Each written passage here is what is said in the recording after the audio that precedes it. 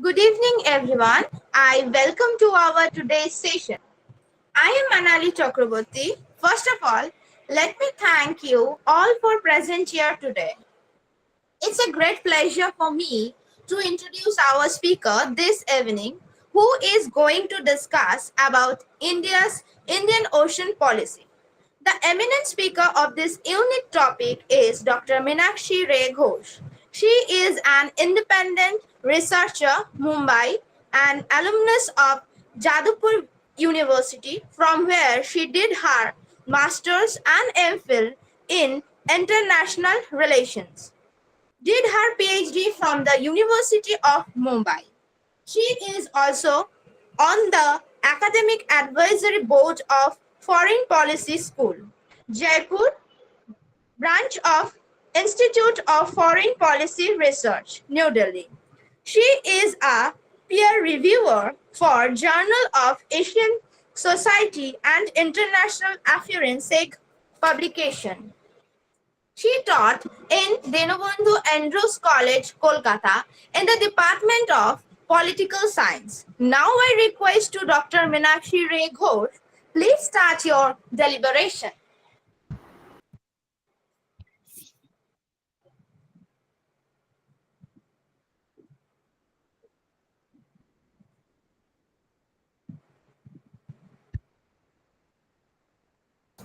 Ma'am, please start your screen sharing.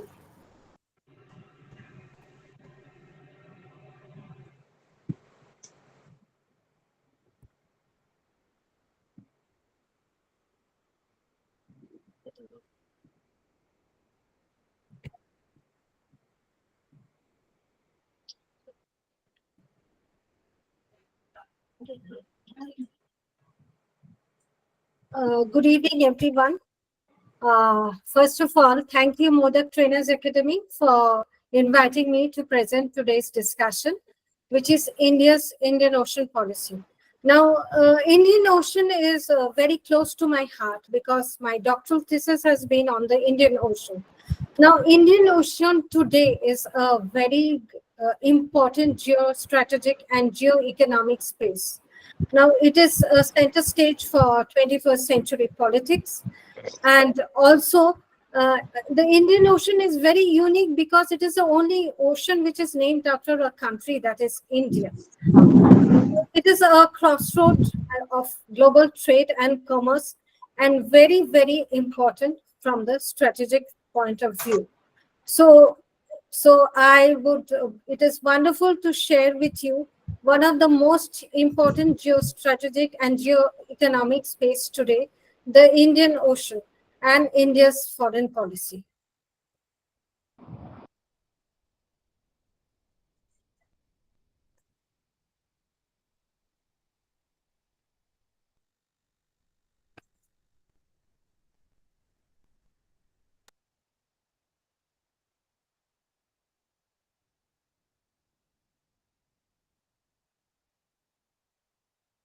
As you see, the Indian Ocean is one of the most important uh, oceans in the world today.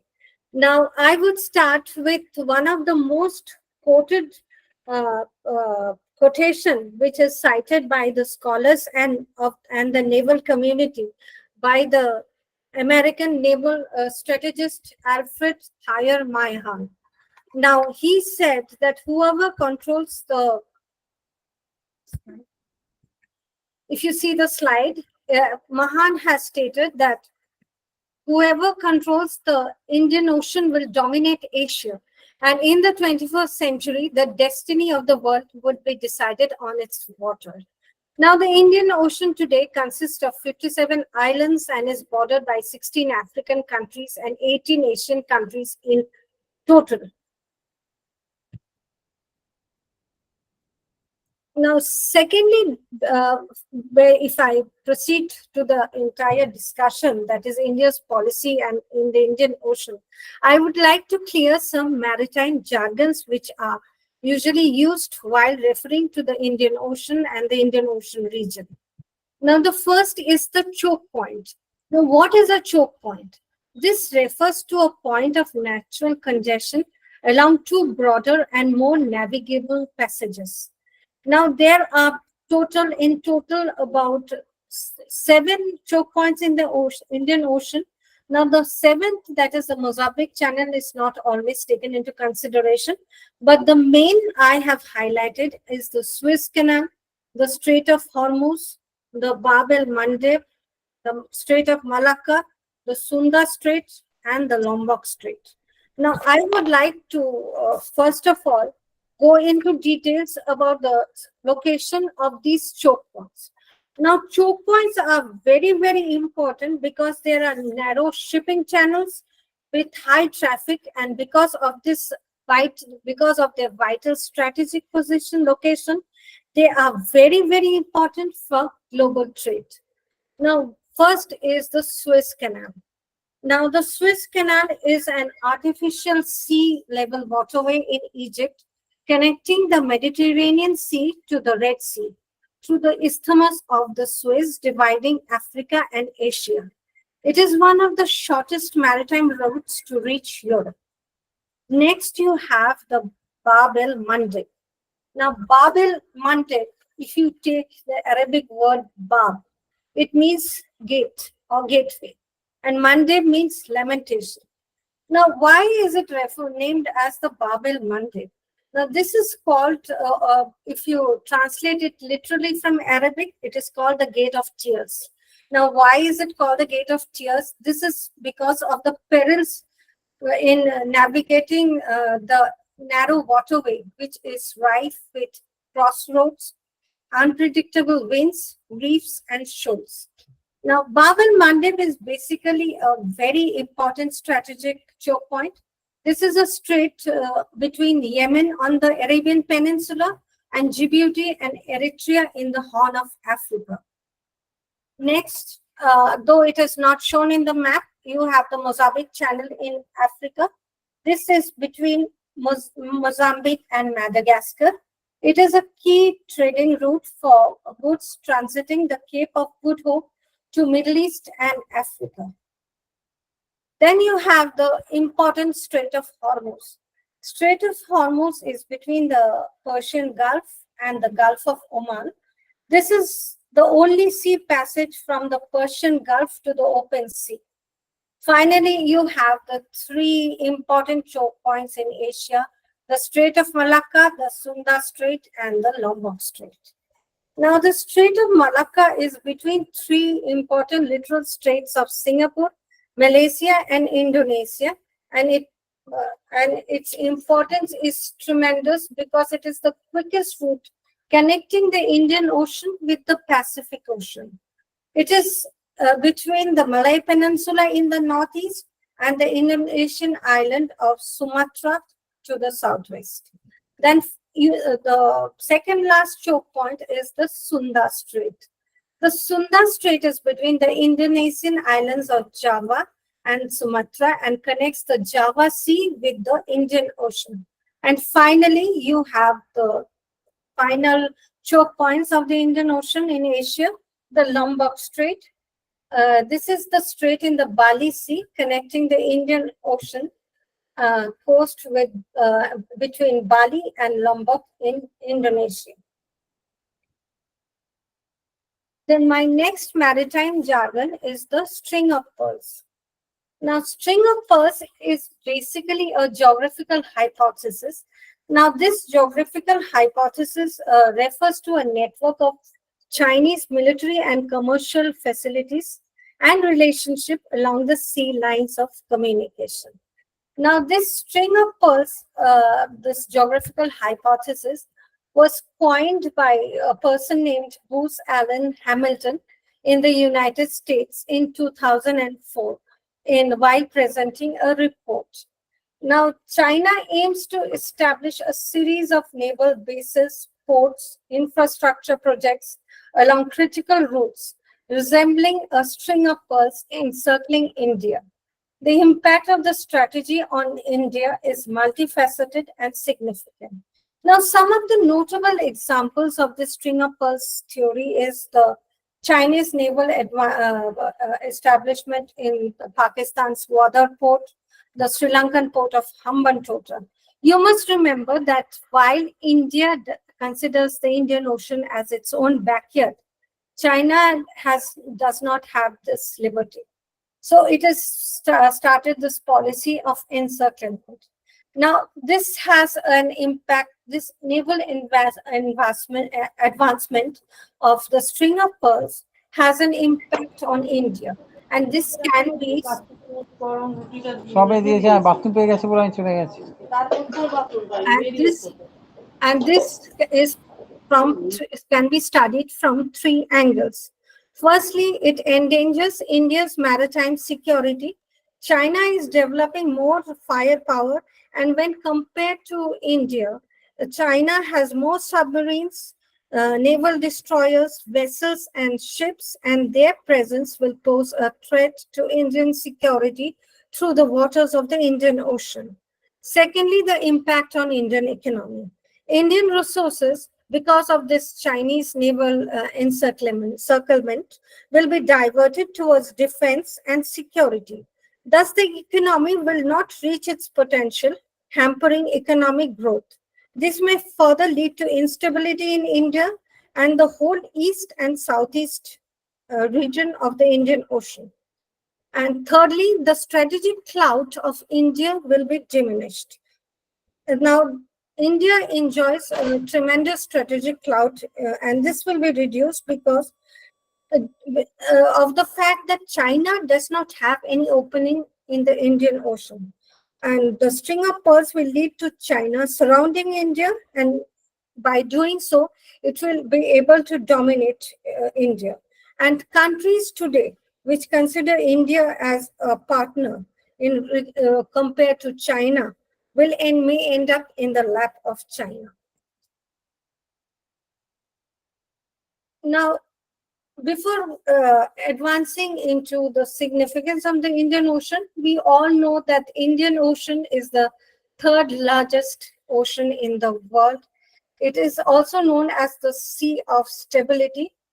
Now, it is very, very important because the Indian Ocean, 2/3 of the world's oil shipment, 1/3 of the world's bulk cargo, and half of the container traffic passes through the region. And it is also contains 40% of the world's population. So this is a very significant region. Now, I am trying to explain the significance of the Indian Ocean from the point of view, firstly, economic viewpoint. Under the economic viewpoint, you have like trade and shipping, energy and mineral resources, tourism, the sea lines of communication, and the fishing industry. Now, firstly, trade and shipping. Now, the Indian Ocean serves as a critical maritime trade route, facilitating the movement of goods and resources from Asia, Africa, Europe, and the Middle East. A significant part of the world's maritime trade, approximately 75% passes through this region. So this makes it a hub of international commerce. Next, we have the energy and the mineral resources. Now, the Indian Ocean contributes around 40% of the world's offshore oil production, with major oil-producing countries located along its shore. Along the region this is a region also very vital source of liquefied natural gas, which is shortened as LNG. Now, India is the fourth largest importer of LNG, and it depends significantly on these resources for its energy needs. Also, global oil transportation. Now, the global oil transportation, about 50% of the world's daily oil consumption is transported through the Indian Ocean. This makes it one of the critical lanes for global energy flows. The sea routes of the region, mainly the Strait of Hormuz, the Strait of Malacca, is very, very pivotal for the transportation of oil from the key producing regions of the major consumer market. You must also remember that the two economic powerhouses, or the two Asian giants, India and China, is located under this route, and its energy and the global oil comes from this region. And finally, you have the minerals resources. Now, mineral resources, you have modules containing nickel, cobalt, iron, and massive sulfide deposits, deposits of manganese, copper, iron, zinc, gold, silver, present in sizable quantity in the Indian Ocean seabed. Now, Indian coastal sediments are also important source of titanium, zirconium, tin, zinc, copper. Various rare earth elements are also present, even though they may not be feasible for extraction. Then you have the tourism industry. Now, tourism is one of the very important source of economy for some of the countries in the Indian Ocean region. Now, these countries are namely Maldives, Seychelles, Zanzibar, Mauritius, the Sri Lanka, the Andaman and the Nicobar Islands in India, Madagascar. Now, tourism comes in different forms, like mainly ocean tourism comes in forms of cruises, ecotourism, and fishing expedition. And this is also a source of income for these countries which are heavily dependent on tourism. Then you have the sea lanes of communication or the slocks. Now, the slock, I will be constantly using this terminology, slock, because in the Indian Ocean is very, very important for uh, global trade and energy security. Slocks or the sea lanes of communication connect major trading partners and energy suppliers, thereby enabling the transportation of goods and resources. And finally, you have the fishing industry. Now, the Indian Ocean supports a substantial fishing industry that accounts for 50% of the world's fish catch. Fishing activities in the region consist of contribute to the global food supply, employment, and the economies of the countries that rely on fishing as a significant sector.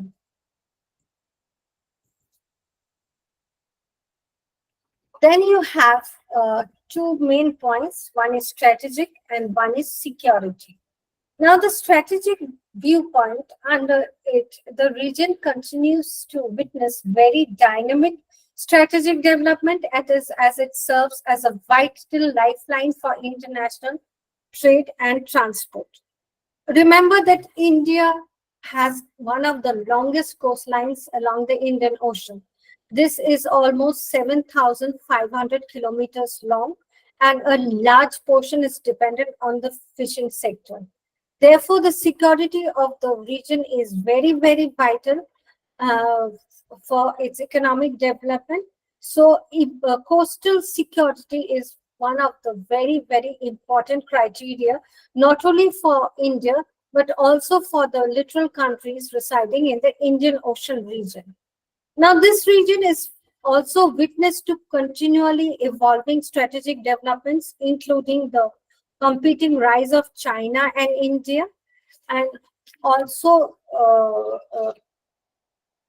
the potential, there is a potential nuclear confrontation, a threat that is there between India and Pakistan.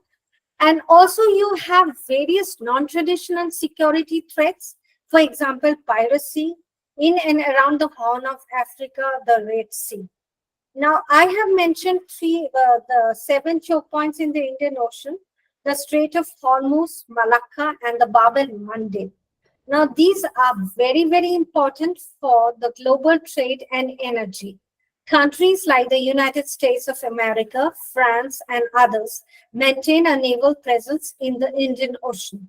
China's emphasis towards the Indian Ocean and its growing cooperation with the littoral nations, as well as its formation of the Blue Water Navy, increases the importance of the region. Now, the docking of Chinese warships and submarines in Hambantota in Sri Lanka also sent signals to protect the region from growing militarization.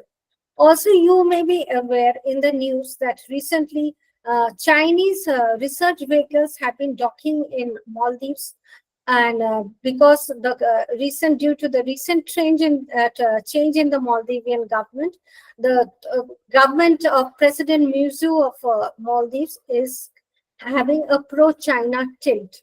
So, but India sees this as a threat. These Chinese research vessels, which according to China are for research purpose for deep sea mining and the Indian Ocean seabed. India thinks that these, under the guise of research vehicle, they are acting as spy ships and spying on the India and the Indian subcontinent.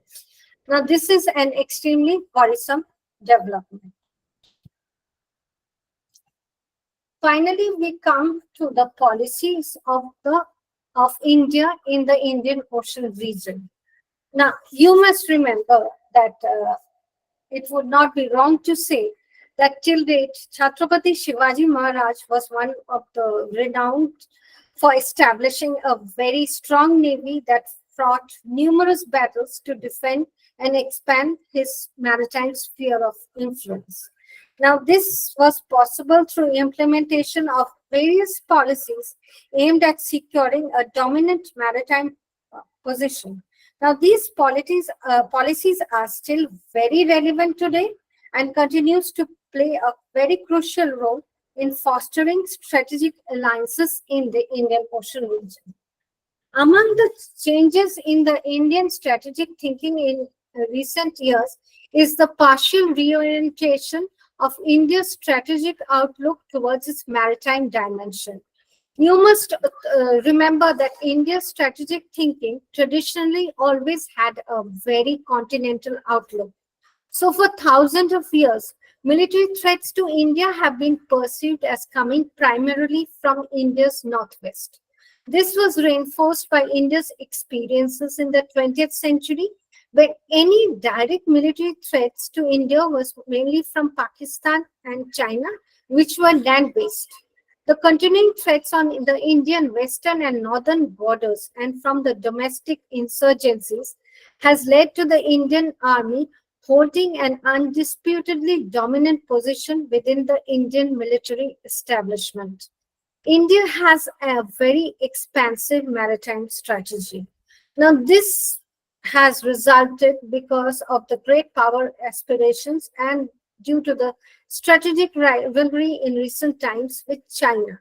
So, India is expanding its naval capabilities and security relationship throughout the Indian Ocean region, and India has paid significant attention to developing relationships at the key entry points of the Indian Ocean, namely the Malacca Strait, the Persian Gulf, and Southern Africa.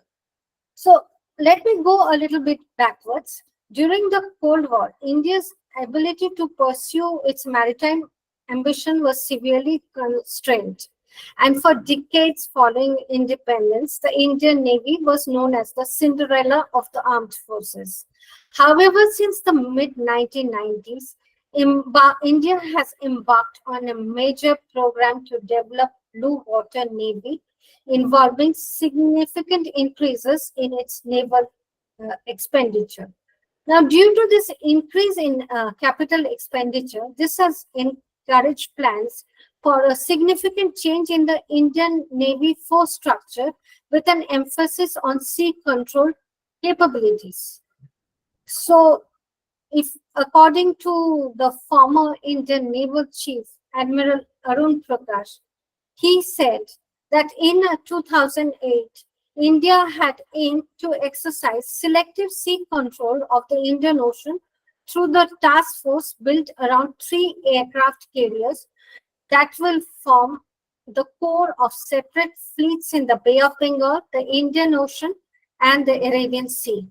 The rapidly expanding Indian Coast Guard also plays an important complementary role to the Indian Navy, particularly in circumstances where there are reasons to emphasize policing functions over the military dimensions. In Conjunction with the expansion of its naval capabilities over the last decade or so, India has also been quietly expanding its sphere of influence throughout the Indian Ocean. Indian Navy, for example, has been active in developing security relationships that are intended to enhance India's ability to project power and restrict China's ability to develop security relationship in the region. Given that the Indian Ocean in many ways is a enclosed sea, the Indian Navy has given particular focus to the choke point entrances of the Indian Ocean around southern Africa, including the Mozambique Channel, the Arabian Peninsula, which includes the Strait of Hormuz and the choke point of the Bab el Mandeb, and the straits connecting the Indian and the Pacific Ocean through the Indonesian archipelago, that is the Malacca Strait, the Sunda, and the Lombok Strait. According to the 2004 Indian Navy's maritime doctrine, control of the choke points could be a useful bargaining chips in the international power game. Now, you must remember that India has always been a seafaring nation, and its vast coastline necessitates a robust naval strategy to fend off not only traditional security threats, but security threats which are non-traditional in nature. But this took a very, very long time to contemplate threats coming from its coastlines. So, for decades after independence, the threats emanating from the land borders with India, with Pakistan and China monopolized India's security strategy. However, recently, since the 90s, India's increasing maritime might, coupled with tumultuous global situations, has encouraged the country to modernize its navy. Now, the country started an ambitious blue water navy modernization program since the mid-90s and significantly increased its military strategy. In the inaugural Maritime Doctrine of 2004, which was later revised in 2005, the budget of the Indian Navy increased by 5% between 2000 to 2005 to 10% between 2005 to 2008, along with an increase in the Navy's portion of the yearly defense budget. Now, the Navy's force structure and sea control capabilities improved as a result of these increased resources, and India acknowledged that the Indian Ocean Ring is a vital hub for international maritime commerce in the early 21st century. As a vital hub of international maritime commerce, but but that time it was not a highly contested arena as it is today. India at that time still saw itself as one of the developing nations with a small fleet that would only operate in the coastal areas. But Indian strategist was always conscious of the way the Indian Ocean region was shifting, particularly with regard to China's rising military might. And initially, there was heightened hostilities with the United States of America. So India's goal during the initial years of the 21st century was to selectively dominate the Indian Ocean by maintaining its naval presence in the Arabian Sea, Indian Ocean, Bay of Bengal, in addition to the growing of the Coast Guard to conduct additional operations in complementing the Navy. New Delhi has concentrated on strengthening its security relationship on the Arabian Peninsula near the Strait of the Bab el Mandeb and Hormuz and the Indonesian archipelago of Straits of Malacca, Lombok, and Sunda, and also the choke points leading from South Africa into the Indian Ocean. In 2008, the Indian Navy started stationing ships in the Gulf of Aden to conduct anti-piracy mission during the height of Somali piracy.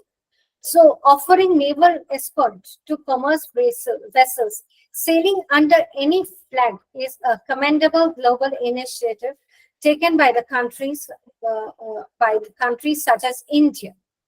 Indian Prime Minister Sri Narendra Modi in the early this year, 2024, reiterated that India is committed to safeguarding the freedom of navigation in, and combating piracy and terrorism in the Indian Ocean region. The Indian Navy has launched Operation Sankalp in the Persian Gulf and the Gulf of Oman as a measure to assure the safety and security of the Indian vessels following recent uh, maritime incidents in the region. The operation has been launched in the wake of escalating tensions in the Gulf of Oman when two oil tankers were attacked recently. The United States, however, considers Iran responsible for the attack, thereby heightening the tensions between the two countries. But politically, this deployment paints a picture of India as a responsible global power, both willing and capable of deterring piracy and guaranteeing the safety of maritime commerce. It further also sends a clear message to other international actors that India can and will take more active military role in this ocean. This is consistent with the commerce and security of the Indian Ocean region. In 2015, when during a state visit to Mauritius, Prime Minister Sri Narendra Modi referred to the Indian Ocean as the top of New Delhi's policy priorities. Now, Operation Sankalp has also given India an excellent invitation to display the results of ambitious naval modernization efforts that New Delhi has financed in the recent years. Now, what is the Indian policies in the Indian Ocean region? The first policy is the policy of a security provider and a its maritime strategy. India has consistently advocated maintaining Indian Ocean as a zone of peace. Its maritime security strategy outlined the Ensuring Secure Sea document by the Indian Navy covers vital areas like the Red Sea, the Gulf of Oman, Gulf of Aden, littoral countries of the Indian Ocean. Then there is the bilateral and the multilateral engagement.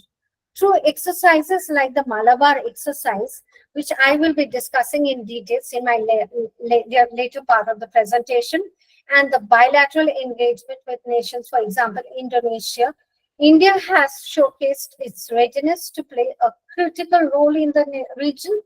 Initiatives like re-engaging with the Indian Ocean region and the South Pacific nations underscore India's proactive engagement. Then you have the humanitarian and the disaster relief. India has actively participated in humanitarian and disaster relief operations.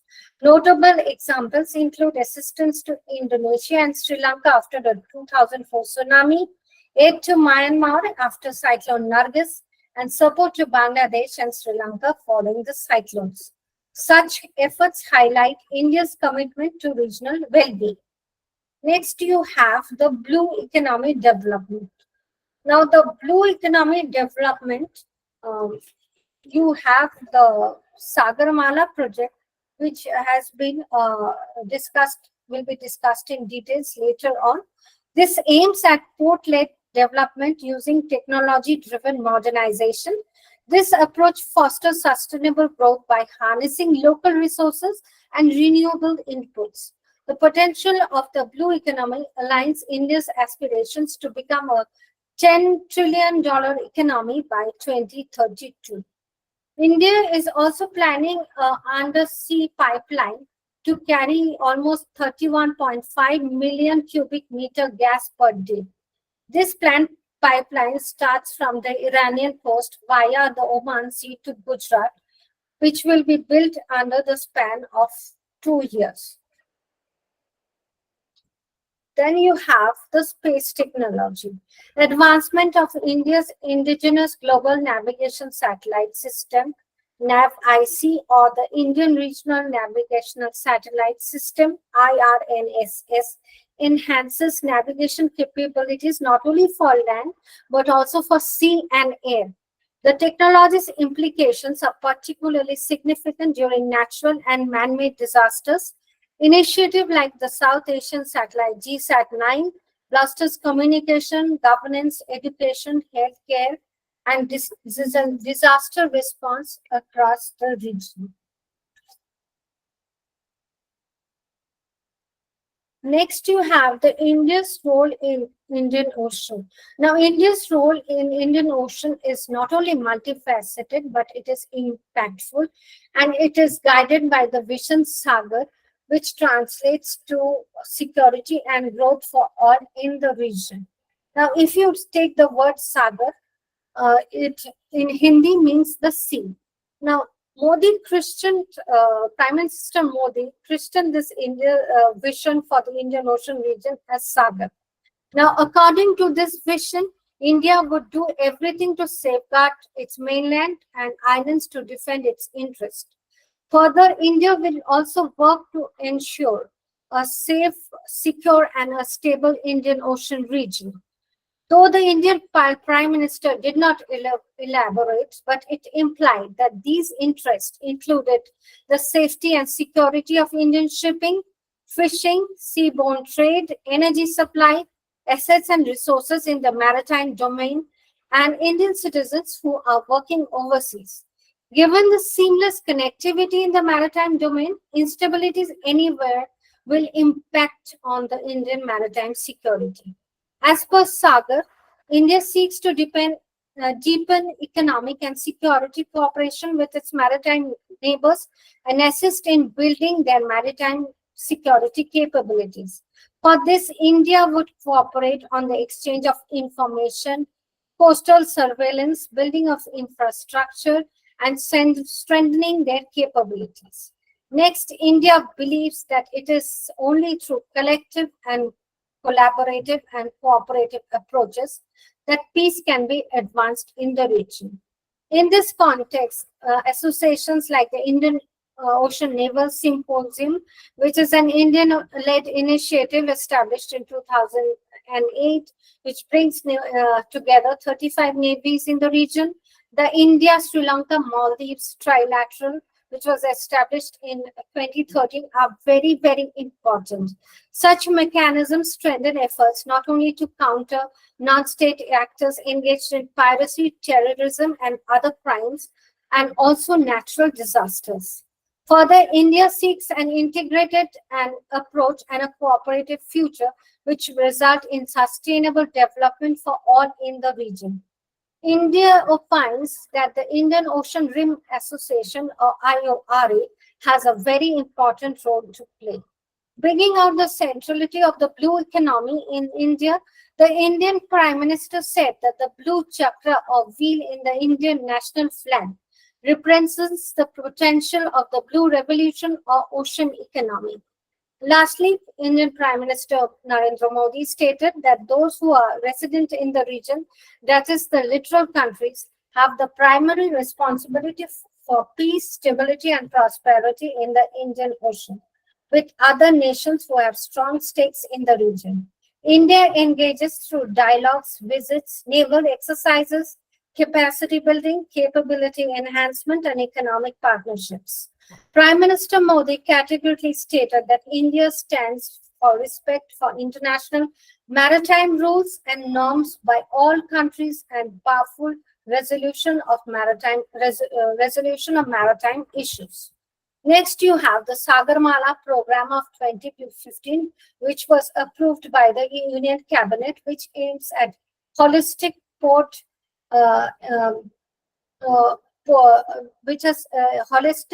port infrastructure through modernization, mechanization, and computerization.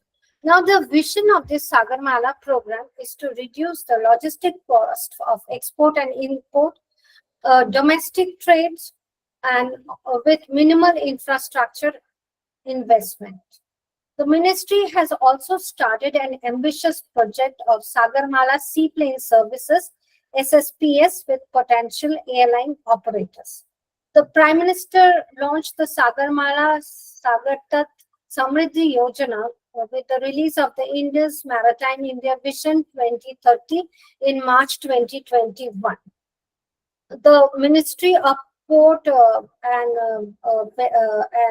the Port Authority formulated a detailed project to address challenges in the coastal areas of the nation. This Yojana also identified 1,049 projects with an estimated cost of 3,62,229 crores. Now, four key areas falls under this. One is the coastal infrastructure development, coastal tourism, coastal industrial development, and coastal community development. Now, I would like now to go to the next point, that is the development of new ports and airfields in the Indian Ocean. In a recent update by the Ministry of Port, Shipping and Waterways, significant plans have been outlined for the development of mega ports in India by 2047. Now, six port clusters have been identified for development by 2047. Now, 4 port clusters will be developed with a capacity exceeding 300 million tons per annum. First is the Vizhinjam port in Kerala. This is a deep sea water port and it is a mega shipment container terminal. Then you have the Galata South Bay port, Chennai port, Kamarajar and the Kudalur port cluster, Paradeep and other non-major port cluster. Then finally you have 2 port clusters exceeding 500 million tons per annum. These include the Dindiyal and the Tunategra and finally the JNPT or the Jawaharlal Nehru Port Trust in Maharashtra and the Vadhavan port. Then there's the development of airfields in the Indian Ocean region. Now, India is planning to develop a new airfield in the Meenakshi island of Lakshadweep. Now, this island, this new airfield that is coming up will be capable not only of operating military aircrafts, fighter jets, along with commercial ones.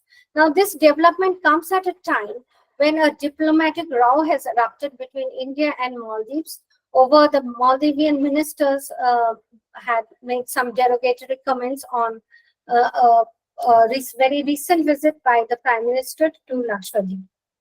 Now, the Prime Minister Modi's gesture was inferred by the island nations ministers as a move to present Lakshadweep as an alternative tourist destination to the Maldives, which is popular among many Indians. Now, geostrategically, the airfield at Meenakshi would give India a very, very strong edge to keep a vigil on the Arabian Sea and the Indian Ocean region. The airport in Meenakshi would give the defense forces the capability to extend their area of surveillance in the Arabian Sea, and it also will provide a boost to tourism in the region. Situated approximately 125 kilometers from Maldives, the latest military installations of India in the Meenakshi island is one of the significant development in the changing geopolitical dynamics of the region. These developments provide a significant boost to the defense capabilities of India, strengthening the existing military infrastructure in the Lakshadweep. INS Jatayu, a second naval base, was inaugurated in March 6, 2024. Now, this second naval base is very strategically located and also strengthening the existing military structure following INS Deep Prakashan. In safeguarding the maritime traffic passage through the Indian Ocean, this region is extremely vital and is strategically of immense significance to India.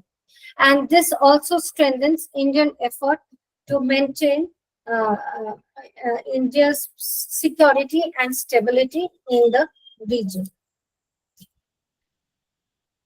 India's Act East policy. Now, what is India's Act East policy? India's Act East policy was launched as an effort to integrate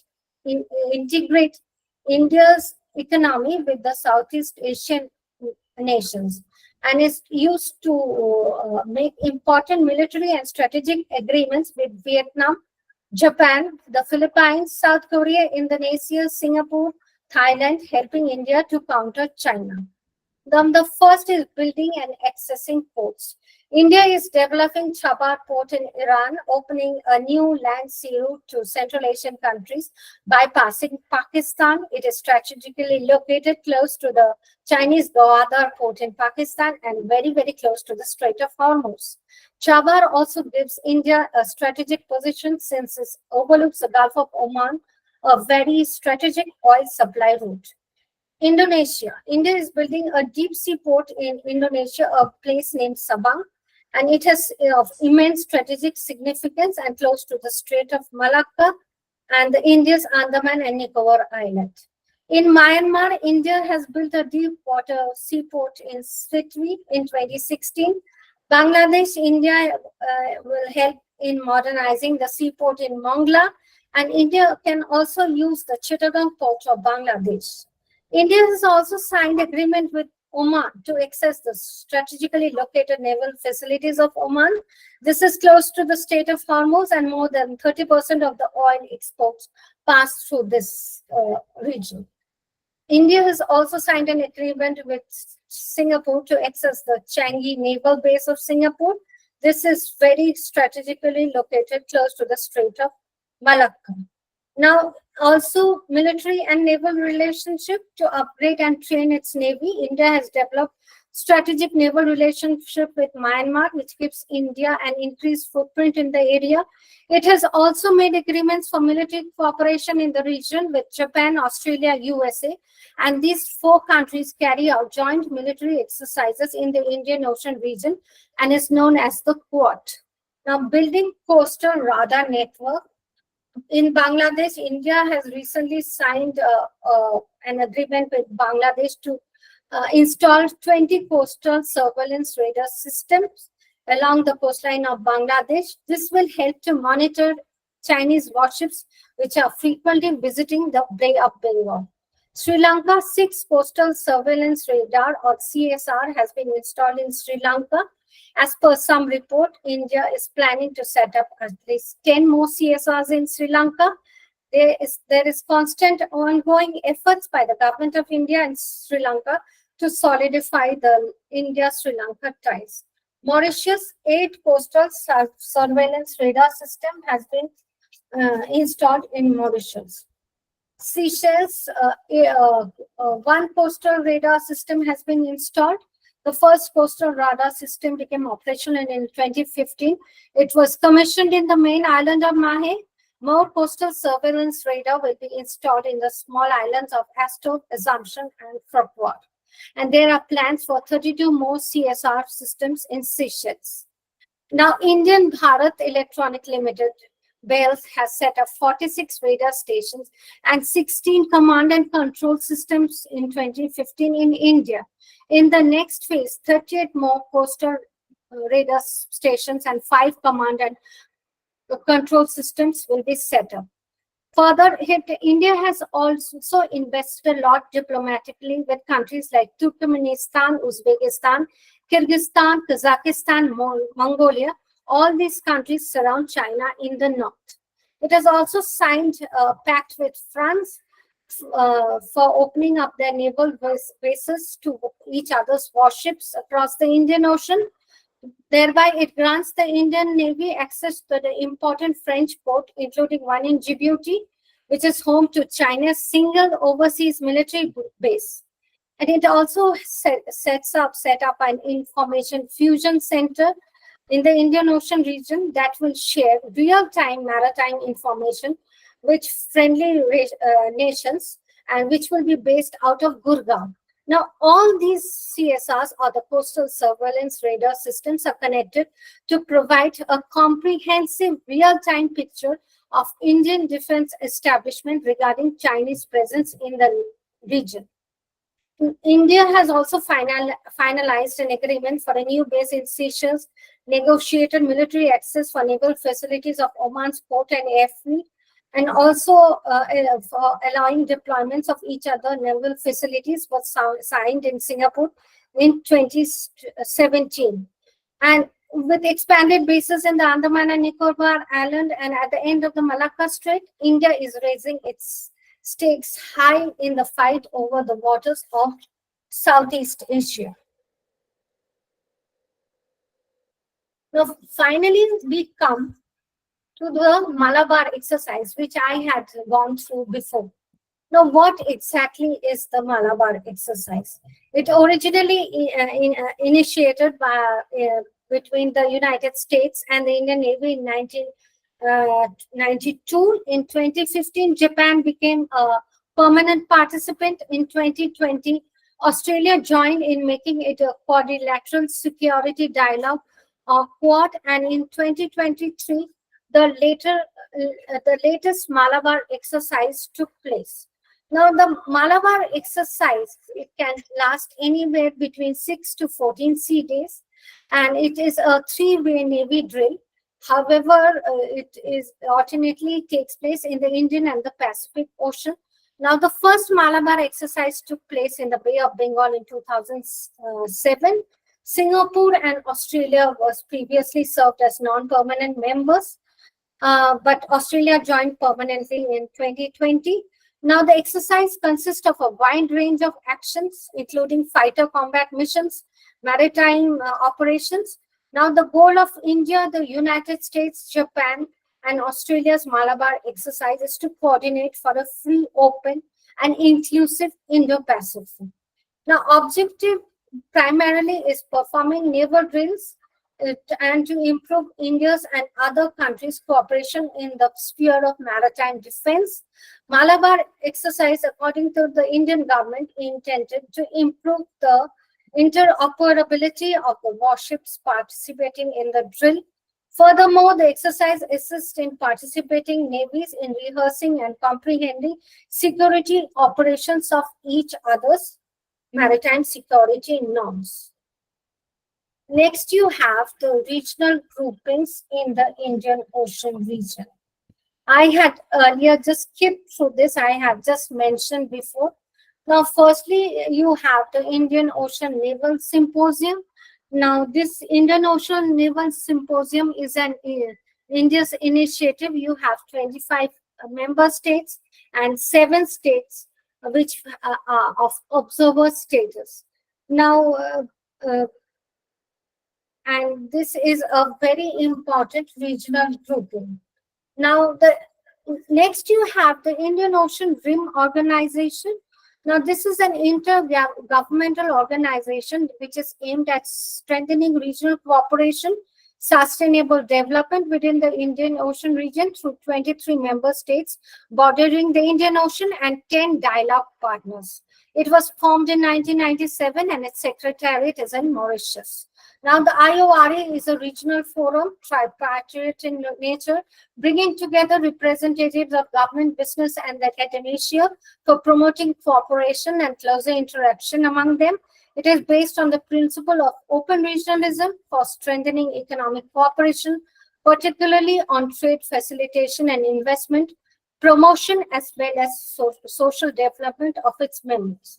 Some of the members include Australia, Bangladesh, Comoros, France, India, Indonesia, Iran, Kenya, Madagascar, Malaysia, Mozambique, Mauritius, Oman, Seychelles, Somalia, Singapore, South Africa, Sri Lanka, Tanzania, Thailand, United Arab Emirates, Maldives, and Yemen. And next we come to the challenges. Some of the challenges in IR is that the Indian Ocean region face is the challenges of increasing urbanization. This ensures sustainable exploitation of fishing and resources and mineral resources. Next, we have managing humanitarian assistance and disaster relief assistance. Under this, like the population of the Indian Ocean region is expected to rise significantly in the coming decades, and its impact on food security and economy from maritime resources would become much more substantial. And Finally, securing free passage for trade, energy, and combating terrorism. Now, finally, we sum up what is the significance on the Indian Ocean region by this video, this YouTube video, which will help you to understand in one go why Indian Ocean matters and why India's policy is very much important for the Indian Ocean.